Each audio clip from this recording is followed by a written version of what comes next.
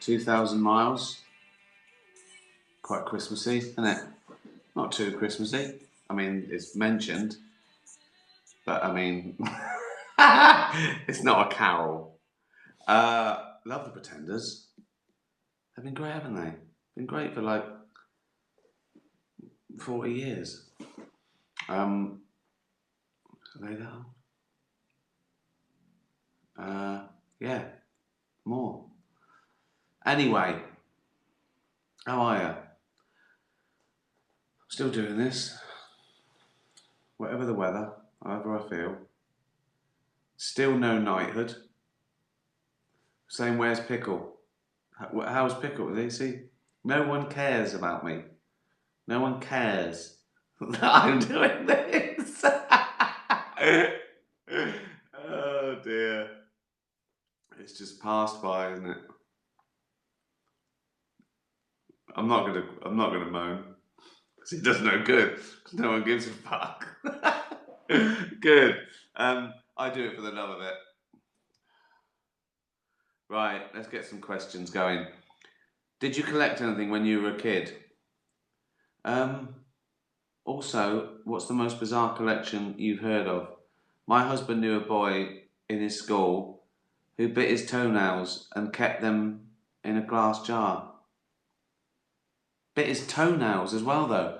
What sort of kid is that? I mean, yeah, that's collecting them is mental, but just sitting on the floor biting your fucking feet. That's bad enough, isn't it? What's he doing? Biting his toenails.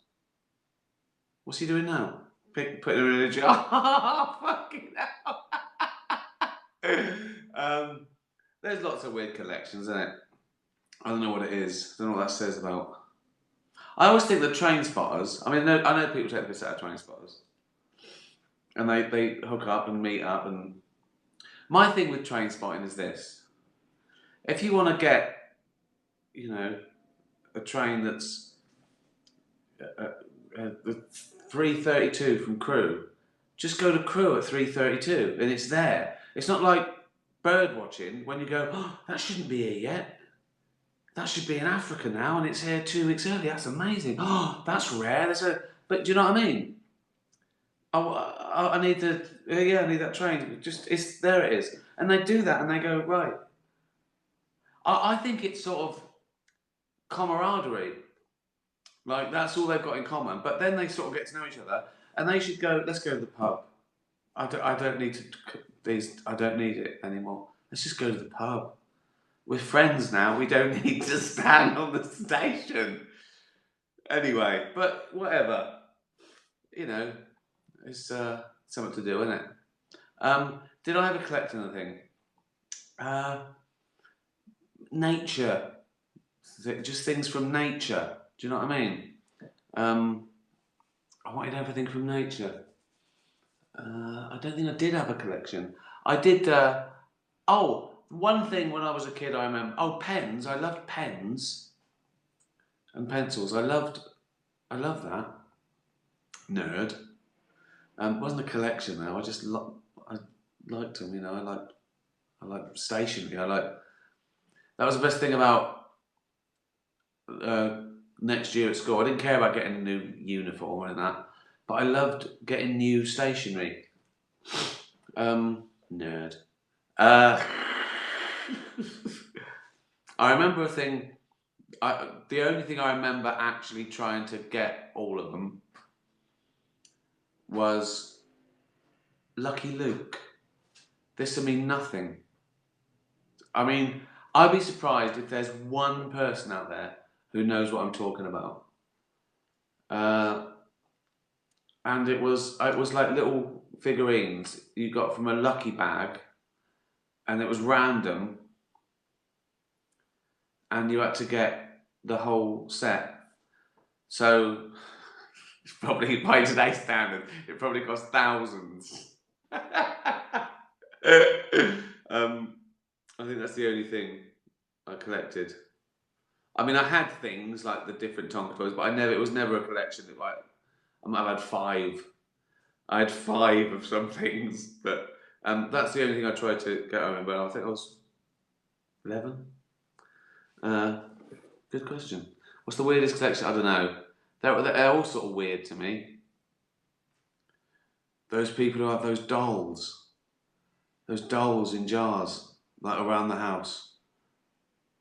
It's a bit weird, isn't it? Leslie, what archaeological find in history do you find most interesting or shocking?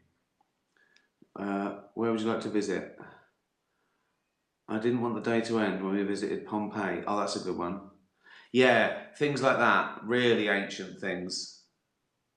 And you find things that are so familiar. Like things they did like 5,000 years ago. There's Pickle meowing. Oh, what is she doing? What? She doesn't want to come in. She just knows I'm in here doing something. What do you want? Come on then. Come and say hello then. She doesn't want to do it.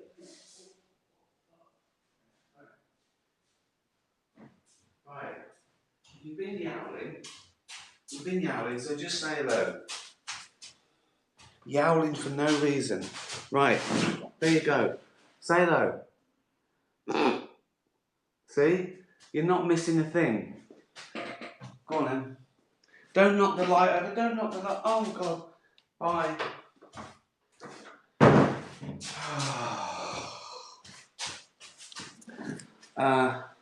Yeah, I'm fascinated with things like that. Anything to do with fossils is pretty amazing. I know that's not strictly to do with history, but certainly prehistory. In history, I do think of the early man. I do think, like druids and stuff. Because we're the same as them. We're the same species as we were 100,000 years ago, 200,000 years ago. A species lasts about 250,000 years. So if you've got like, a caveman or from 100,000 years ago and shaved him and put him in a suit, they could be a computer programmer. Do you know what I mean? That's what's fascinating. We had the same sort of hardware. So I think that cusp, I want to know when we migrated and everything. That cusp, early civilizations, fascinate me. Louise, I feel sad at the thought that we will never see David Brent or Derek again. Do you feel the same? You sort of, yeah.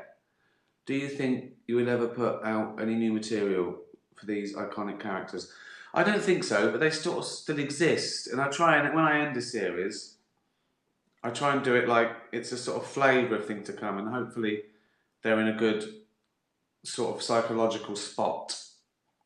But that's nice to wonder what they're doing, I think. Because that means they sort of resonated. I might do, it's 20 years of Brent next year. I'm toying with doing a gig, like a special gig. But I don't know, I mean, that's sort of different. That's sort of outside the Brent world because it's theatre. Because what's weird is, why would David Brent... I know I can sell more tickets than David Brent, if you know what I mean. David Brent, I could probably sell out Wembley as David Brent, but that doesn't make sense as David Brent. Why? How did he sell out Wembley? I've thought of that. I think in one of his tunes maybe got used as an advert, which it did. Free Love Freeway was used as an advert, but of course I got the money. But in the story it could be that Brent made a lot of money from that advert, and so I've toyed with that, but I won't do another series of them or a movie or anything like that. Never say never. Never say never. But yeah, probably not. Sarah, just watch David Brent Life on the Road. Well, there you go. Again, it makes you laugh your head off, it makes you cringe, and yet it's so sad. How do you manage to convey all these emotions at the same time? Well, I think you just sort of have to care about the character. And once you've spent a few hours with them, you get to see more sides of it. It's like real time sort of crunch down because, everyone's life is ups and downs, isn't it? And happy, then sad. And um, I just think you do it honestly. You do it realistically. If you're doing something quite realistically, if it's not surreal or hyper or throwaway or knockabout comedy or, you know, um, broad, then you get to explore them a bit more. Yeah, David Brent, Life on the Road. That's quite Christmassy by the end. Not literally, but um, it becomes it starts sort of like a Monday sort of drudgery of 9 to 5 and ends quite upbeat, and I don't want to give anything away, but there's a Christmassy feel to it. So yeah, watch that. I don't know where it is now. It's back and forth. People have got different rights for it. So the BBC have had rights for it because it was a BBC original product, and Netflix made it, and they have it for a year, and then BBC show it and put it on. I don't know where it is at the moment. I think Amazon Prime might have it as well. So it's either on Netflix, DVD, Amazon, or BBC, but find it somewhere. Cheers. Thanks for watching. That was a good plug, that, wasn't it? I'm happy with that.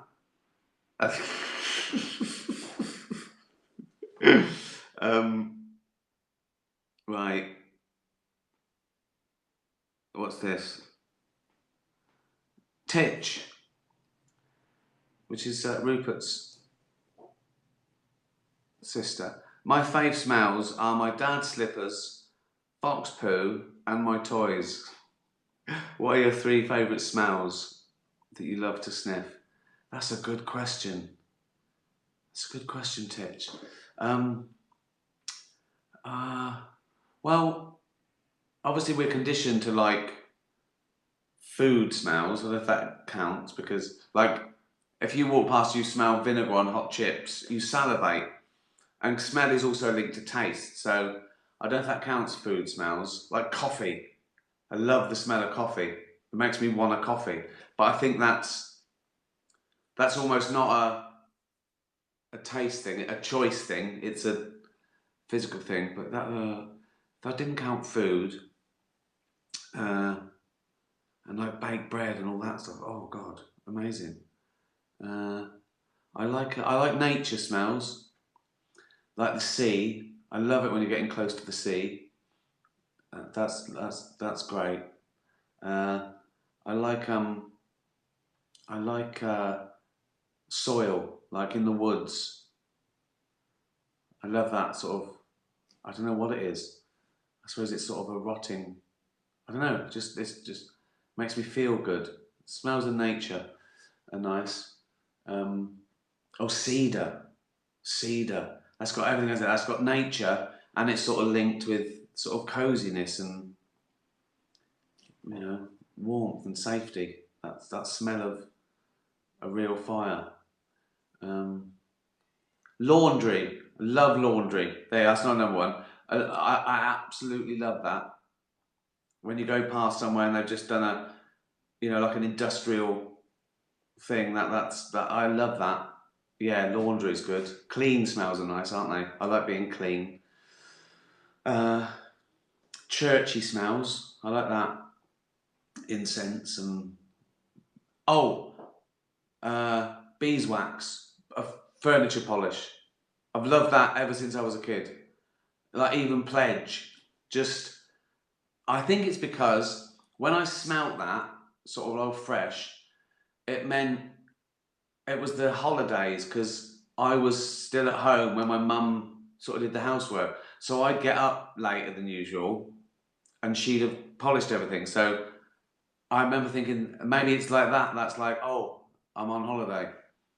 Or it might just be nice. Okay, so laundry, um, furniture polish, stroke churchy sort of smells, that, you know what I mean?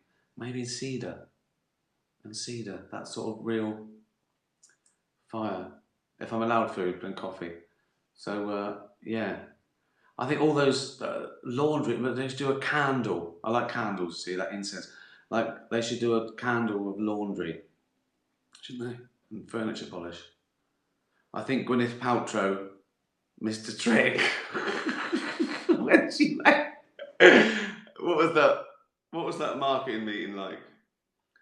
When she said, "Okay, guys, I want to put out a candle," and they went, "Great. What do you want? Sort of laundry smell?" No, no laundry, no. Oh, what? Like a churchy smell? And I said, no, no. Coffee? No, minge. I want it to smell. I want a candle that smells of my minge. Right. Okay. Not like, but no, fanny, pure fanny. I want every house in the country to smell of fanny. Okay? Okay, good.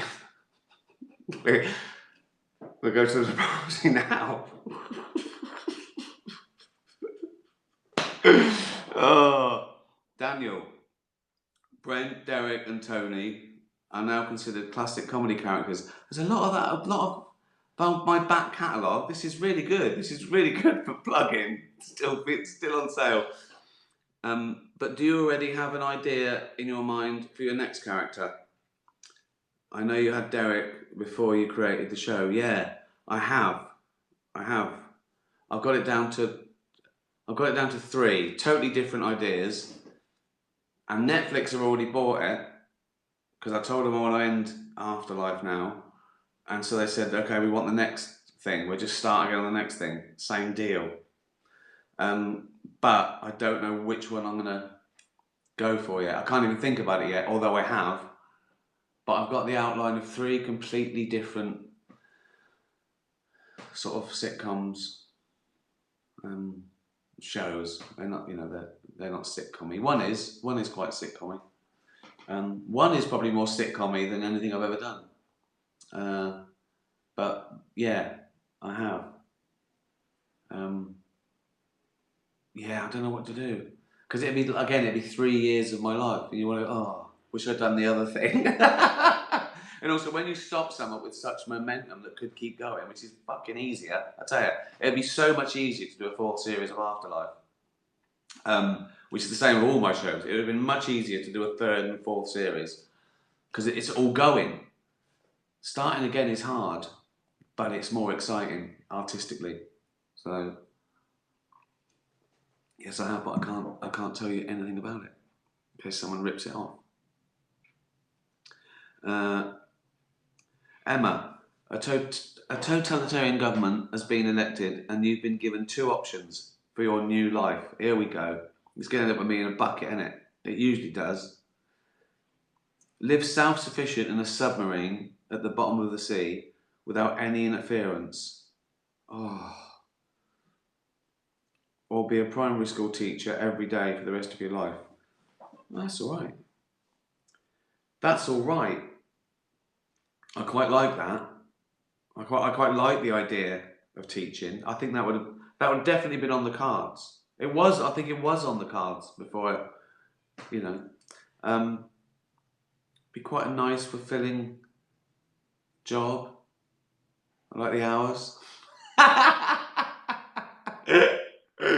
I mean, it's stressful.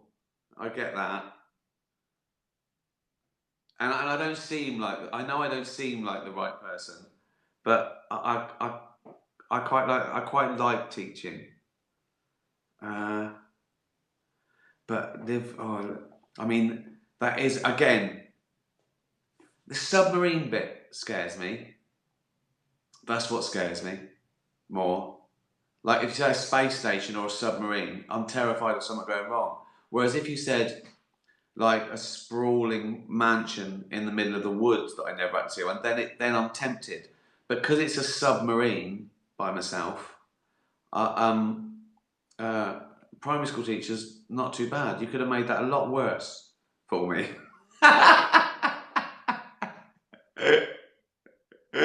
Oh dear. I don't even get any work done though. I just want to win them over. Whatever. If they didn't want to learn and they just wanted to throw mud at each other, I'd go, let's play mud throwing. Let's do mud throwing, and then just let them just throw mud Right, 3 o'clock. Fuck off. And you know what I mean? They'd come out of school happy with no qualifications.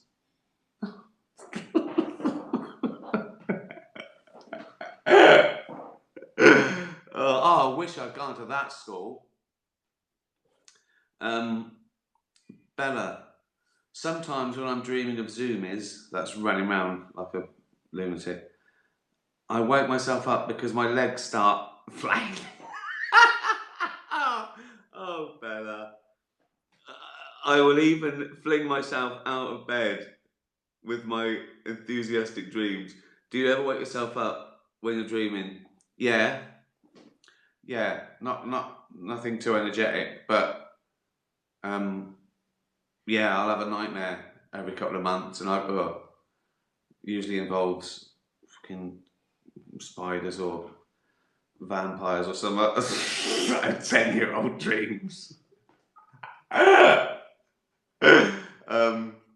And now, sometimes I'll dream that I'm saying, Jane, wake me up, right? And and I think I'm saying that out loud, and I'm paralysed, and she can't hear me. I even dream that she's lying next to me, trying to wake me up, and sometimes she does, and sometimes it doesn't happen, and sometimes it feels like forever. So I've got two brains, like the one going through this horrible thing, then me going, Jane, wake me up, I'm having a horrible dream. That doesn't make sense, does it? Any psychiatrists? Oh dear. Leopold and Loveday. We're flying through these, aren't we? Oh God, there's loads. Bloody hell. The aliens are back, but just to probe your mind, good. They ask Sir Ricky Gervais, take us to the spot in your planet where you think nature is the most amazing in its beauty. Where in the world would you go? Oh, that's great. Right, Canada and Scotland spring to mind of the things I've actually experienced. Which is weird because apparently Scotland used to be a bit of Canada with continental drift. It's come over and hit England. Probably why it's sort of similar, but without moose. Banff was, I think, one of the most breathtaking bits of natural beauty I've seen. But I haven't been to, I haven't been to those places like Bali or New Zealand or Hawaii. But I don't think I'm as in awe of some of those hot places or tropical places or desert places as I am sort of lush, temperate. Iceland, pretty amazing. That was pretty amazing. Of the things I've witnessed, I'd say, I'd say Banff or, bits of Scotland are amazing. I'll go Banff. There you go. I'll take them to Banff. I'll go, look at this. Look at that. But then for diversity, you want Africa, don't you? If you want aliens to go, fucking hell, what's an elephant? Giraffe. But if I was going to impress, I think it'd probably be Africa, wouldn't it? Just because of the diversity of nature. Gunnar, if we have similar thoughts, beliefs, and principles as you, would we be disciples of Gervaisism? Gunnar's, I think Gunnar drinks. You mean Gervaitheists? We've done this. Come on, Gunnar. You've done this. It's the worst cult ever, isn't it? Anyway, because you don't have to join, you don't have to pay, you don't have to stay, and you don't have to respect me. So, Joey, you've been given the opportunity to ask Pickle 3 questions. and get sensible responses in English. I fact that you could speak, but it wouldn't take it seriously. What a waste! It's really clever and articulate and speaks English, but it doesn't. No, it's just a bad. It doesn't want to. I don't want to answer. I'll take the fifth. I'll take the fifth. Oh, come on! You're the only cat that talks. I don't want to. I don't want to do it. I don't want to be part of this documentary. What three questions would you ask? Would you ask Ollie the same, or would they be different? Again, I'd say, are you happy here? Are you happy? Yeah. Okay. What one thing would make your life better? It'd be great if they said a dog. I go, brilliant. We thought you'd hate that. Are you happy? What would make your life better? What's your favourite thing? What's your favourite thing that happens? I'll do that. Do you like me when you're in the laundry basket? Do you like me keep coming in and waking you up by grabbing your belly, or would you rather sleep? Oh, Freya, my dad has a question. Would you consider doing another series of the Ricky Gervais show, but with Colin COVID as your guest? Someone asked where I got that. I think I was in fan mail. I'd like to do the Ricky Gervais show, but it's just Colin. I just voice him, and it's just Colin. No discussion, no talking, just Colin talking about. Maybe I'll have to be involved, but imagine what a proper breakdown that would. I could get it commissioned. I could Ricky and Colin, right, and it's me talking to a virus, and I know I could get it commissioned. Not because I'm amazing, right, but because people commission shit. Should I try it? Shall I get? I'd prove it to you. I could get. I could write it in an hour, do a pilot on here, and I could get Ricky Talks to Colin COVID commissioned. 6 parts. Why would I? Just to annoy people. Be good, wouldn't it? Right, one more question. Kermit. Kermit's written a little essay. Kermit's a cat. Oh, Pickle. Squeaking. She's been fed. She wants to know what's going on. I'm in here with the door shut, so she's going, what's he doing in there? You're on a ship in the middle of the ocean with your 2 best friends and your favourite animals from this show. The ship begins to sink and a small life raft appears. You get into the raft and find there is only room for you and either your 2 best friends or us. Who do you save along with yourself? Please consider how cute I am in the attached photo. You're very cute, Kermit. Well,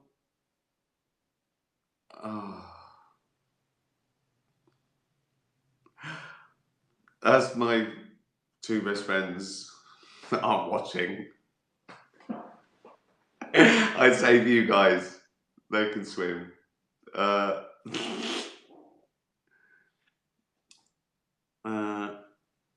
When did you realise you were an animal person? And what age did you get your first pet? From Jules, Puddles and Stan. I was born into it. When I was born, my mum already had an old ginger cat called Smokey, who died when I was about 3 or 4. And my mum's party trick was to sing that song, On Top of Old Smokey. And I'd just start crying. Any psychiatrists watching? And a fat fox terrier cross called Betsy, who was, I remember as I got older, was sort of like deaf and going a bit blind. So I sort of had and lost my first cat from when I was born to about 4 or 5, and then Betsy died when I was about. I had it all my life until the age of about 10. And after Smokey died, I got my first cat, a big tabby actually called Paddy. And then when Betsy died, I got my first dog, a black Labrador called Lucky. So yeah, I was born loving animals. We are animals. I don't get this thing. It's always been, they're animals. They're amazing. It's like breathing or drinking. You know, okay, when's the first time you enjoyed breathing or drinking or eating? It's the same. It's part of life. Animals, nature. That's what it's. We are that. We are part of it. We're not above it. We're not in charge of it. We're an animal, and then we're the worst one. Right, one last question. Oh look, one last question. That's it. Ollie Comics Book. Tonight you'll be visited by 3 ghosts. One from your past, one for your present, one for your future. Who would you hope to see and why? Well, obviously it would have to be one of my family, wouldn't it, from the past? And now they'd be arguing. Go, why did he choose you?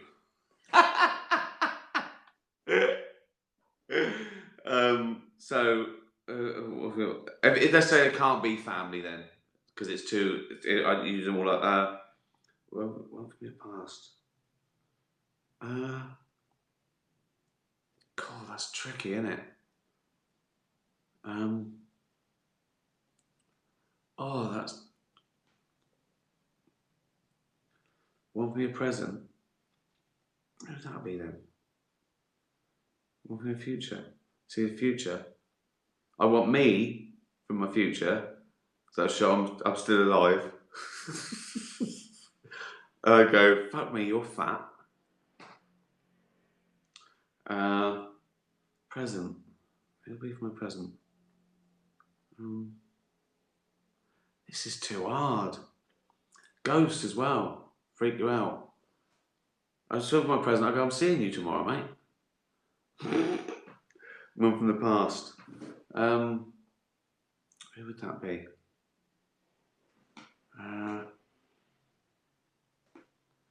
I could do pets, couldn't I? That's too hard as well. That's too hard. It's too difficult, this question.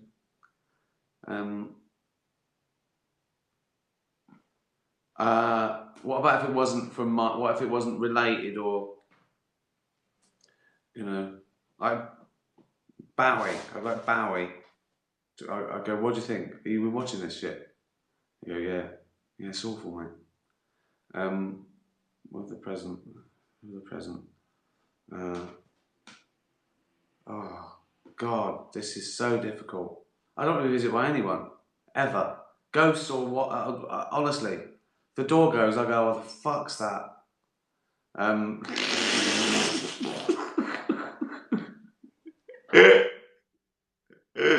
Oh dear. Just Bowie, let's have a chat, catch up. He can be present as well, and I'm the future. What a load of fucking nonsense that was. Thanks for watching, everyone. Say bye. Bye. Oh, it's Colin. Hello, and now on Channel 5, Ricky and Colin. Hiya, hi gang. Hello. Shut up.